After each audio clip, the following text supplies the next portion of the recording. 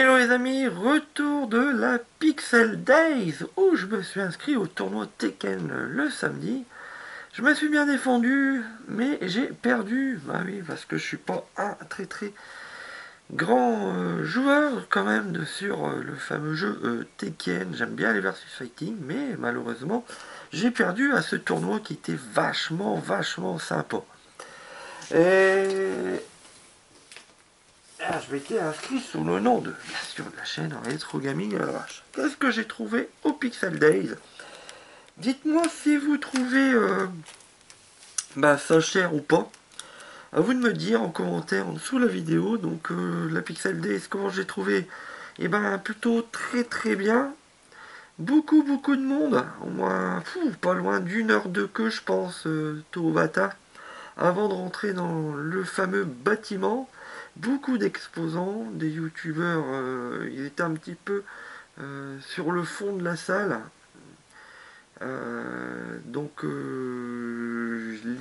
J'ai été voir quelques youtubeurs, mais un petit peu vraiment en fin de journée avant de repartir. Parce que le salon est quand même très long à faire. Beaucoup d'exposants. Et sinon, l'ambiance générale était bien et pas mal de bandes d'arcade. Il n'y avait pas de flipper à jouer. Juste en point négatif, sinon, bon, l'ambiance était plutôt bien. Et vivement l'année prochaine qu'on y retourne. Alors, j'ai su marchander des affaires. Et cette fameuse Pixel D, donc bon, oui, les prix, il y a des prix assez élevés, des prix assez bas. Des fois, il faut prendre son temps à faire plusieurs stands pour trouver l'objet, pour essayer de le trouver un petit peu moins cher, quoi. Pas se précipiter dès que vous voyez une pièce qui est assez commune. Attendez, faites le tour. Parce que j'ai pas pris de pièces vraiment très rares, à part peut-être un laserdisc. Bon, alors, on commence.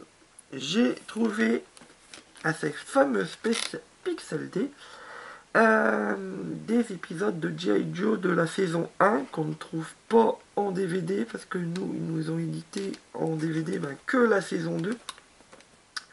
Donc sur cette fameuse cassette vidéo qui a un peu abîmé le monsieur, vous allez me dire, c'était peut-être cher.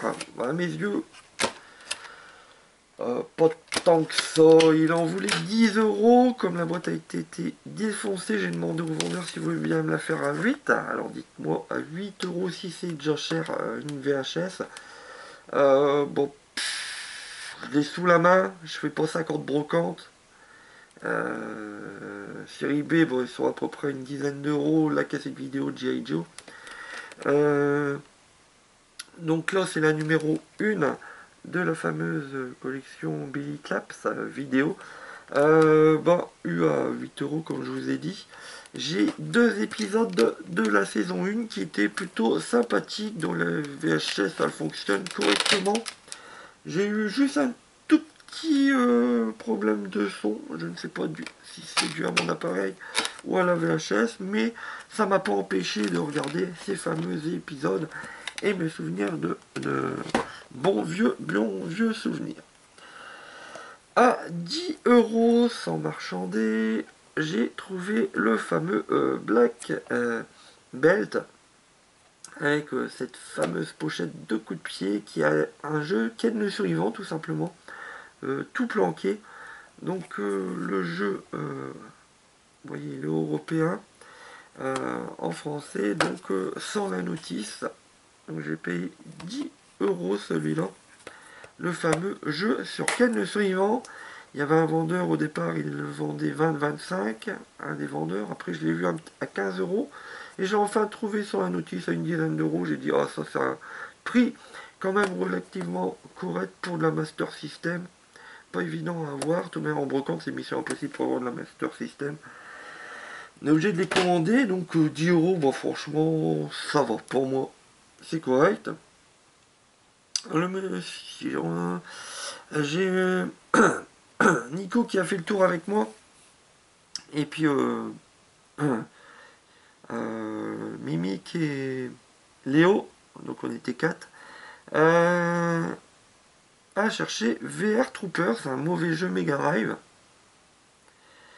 mais qui rappelle beaucoup de souvenirs du Club d'eau. Et en faisant toute la Pixel Days, on s'arrêtait après à la moitié de la Pixel Day, non je mens un petit peu, on s'arrêtait à la moitié des stands pour s'inscrire au tournoi du Tekken.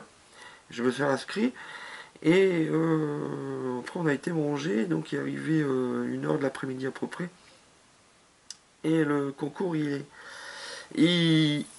allait commencer à 2 heures, donc il fallait être présent à 2 heures. Donc Nico me dit pas de souci, je vais chercher ton vert trooper sur le reste de cette fameuse Pixel D tant que tu fais le concours.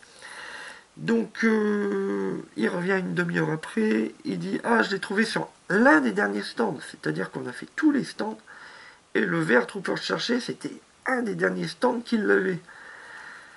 Donc on a mis à peu près 2 heures, 2 heures et demie à trouver ce fameux VR Trooper. Donc il y a un stand qui le vendait 30 €. Je lui dis ben sur internet il y a encore moyen de l'avoir à peu près une vingtaine d'euros ce jeu. Plus les frais de port faisaient 25. Ben s'il te le fait 25, je le prends. Nico part. Alors, donc il faut juste recoller ici un petit peu la languette. Donc, je l'ai eu avec la notice. Nico part. Il revient, il m'a dit ah bah le monsieur il n'a pas eu de soucis, il me l'a fait à 25 direct. Donc VR Trooper en Mega Drive. Donc c'est une fameuse série santé américaine qui mettait des vidéos d'époque du Club d'eau bien sûr, qui mettait des vidéos de Metal Dare et de Spilvan mélangées dans la même série avec des têtes américaines. Donc deux séries nippones bien différentes remédiées pour faire le VR Trooper. Donc dans ma petite tête c'est cool de combattre avec Metal Dare et en fait Shurivan et puis son acolyte, je ne sais plus le nom. Donc une très très belle pièce qui rappelle l'époque du Club d'eau je trouve. Donc c'est pas forcément un bon jeu mais très cool à posséder. J'ai un laserdisc, le monsieur il avait ces petites pièces de collection, donc là vous allez me dire c'est cher, mais tant pis. Donc le monsieur il en voulait 35 de son laserdisc, donc je l'ai remis en pochette, du fameux film mythique Bloodsport, 35, et bon il était un petit peu abîmé comme vous voyez. Donc en parlant avec le monsieur, en marchant, en regardant, il y a un petit point de colle quelque part, sur le côté.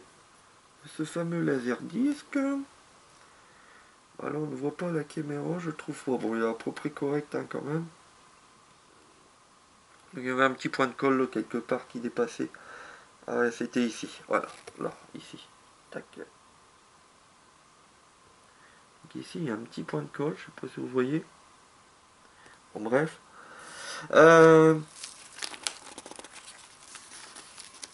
Que dire de ce laserdisc? Et ben, je l'ai marchandé. Et oui, je suis un gros méchant, mais bon, 35, le laserdisc, à peu près le prix internet, vous allez me dire, de ce laserdisc, mais comme il est un peu allumé, je dis, je vais essayer de le marchander. J'en voulais 25 et on a, le marchand, il m'a un petit peu fait une contre-offre et il m'a dit 27 au lieu de 35, donc je l'ai payé 27 €, ce fameux laserdisc de Bloodsport, parce que je collectionne Jean-Claude Van Damme. Et on va finir avec c'est un youtubeur qui me l'a vendu en fait. Donc il était franchement pas cher, prix correct et en très très bon état.